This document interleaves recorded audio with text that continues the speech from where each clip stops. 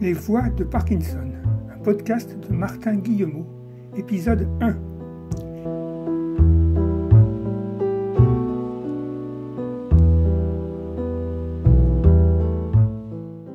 Il y a 2 ans, je lançais la chaîne YouTube Parkinson Follies, sous-titrée Parkinson vu de l'intérieur, Parkinson's from Inside. L'objectif était de faire connaître au plus grand nombre le ressenti des malades face à cette maladie trop méconnue. Au bout de 2 ans et après 47 épisodes, la chaîne YouTube compte 2000 abonnés et se développe régulièrement. Aujourd'hui marque la naissance d'un podcast associé baptisé Les Voix de Parkinson et sous-titré Parkinson vu de l'intérieur. Par ce média sans image, j'ouvre un nouveau canal de vulgarisation de la parole des malades atteints de Parkinson. Ce podcast comportera à la fois des reprises audio des sujets abordés en vidéo et des épisodes originaux sur des sujets pour lesquels le podcast est plus adapté, en particulier des interviews de malades. Cet épisode 1 reprend tout naturellement le texte de la vidéo numéro 1, titrée L'Annonciation, et consacrée au choc de l'annonce du diagnostic.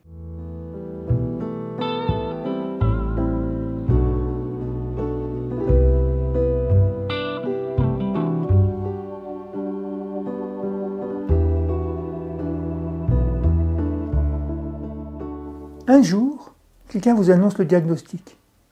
Vous avez la maladie de Parkinson. Et cette annonce est toujours un choc, au point que le terme annonce me semble bien insuffisant.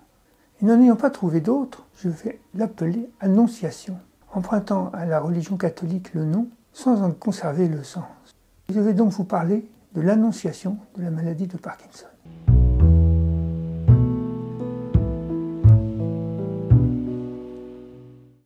Durant les 60 premières années d'une vie, chacun a eu l'expérience de chocs émotionnels brutaux. Des chocs négatifs, comme la mort subite d'un proche, un accident, une rupture sentimentale. Des chocs positifs aussi, comme la naissance d'un enfant, un gain important au loto, une réussite à un concours, un coup de foudre. Pour ma part, j'avais eu ma dose de tous ces types de chocs. Puis vint ce fameux jour où mon généraliste, au cours d'un rendez-vous de routine, me demanda « Ça fait longtemps que votre main tremble au repos ?» Puis il continua, après un test de la souplesse de mes articulations. « Je suspecte la maladie de Parkinson, à un stade pas trop avancé, mais bien installé. Il faut consulter un spécialiste neurologue de toute urgence. Enfin, l'urgence dépendra de cette disponibilité. »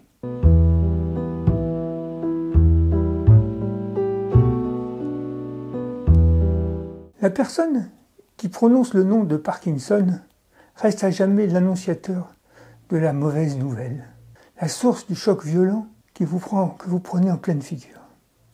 Depuis des mois, j'avais remarqué des changements dans mon quotidien. Une écriture de plus en plus petite, minuscule, des tremblements incontrôlés, une diction hésitante et même une marche lente et courbée. Mais tout ce temps-là, je trouvais de bonnes raisons. Le vieillissement, le stress, la déprime, bref, tout sauf Parkinson. Et moi qui suis d'habitude très curieux au point de sauter sur Google pour des recherches de toutes sortes, j'avais sciemment omis de taper Parkinson, P-A-R-K-I-N-S-O-N.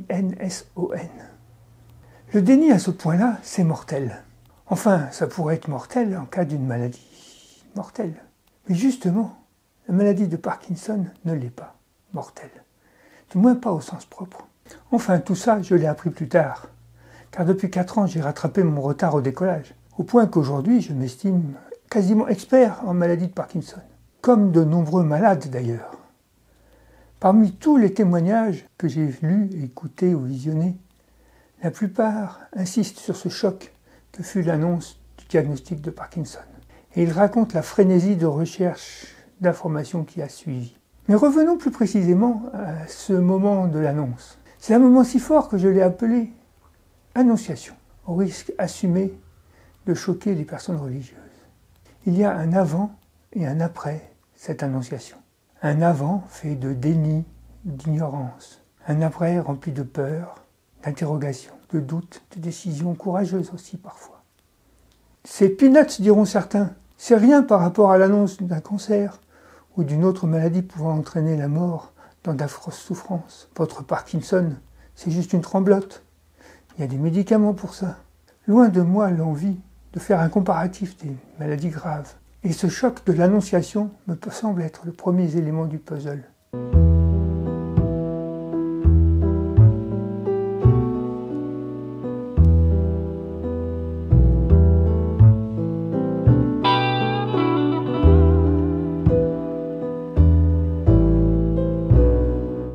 J'ai vécu cette annonciation plutôt calmement, sans émotion exagérée. Ce n'est que plus tard, progressivement, que les dégâts du choc sont apparus. Et c'est seulement maintenant, 4 ans après, que je mesure les effets que ce jour a causés. Et les recherches que j'ai effectuées pour lancer cette chaîne YouTube ont fini par me conforter dans cette opinion. Le choc de l'annonciation est un moment clé qui devrait être mieux géré, mieux encadré. Dans la prochaine vidéo, je parlerai de l'acceptation, le moment où on digère le choc de l'annonce. Pourquoi c'est si difficile, comment y arriver et passer le cap. Mais toujours, l'annonciation reste pour les parkinsoniens gravée dans le corps et douloureuse à jamais.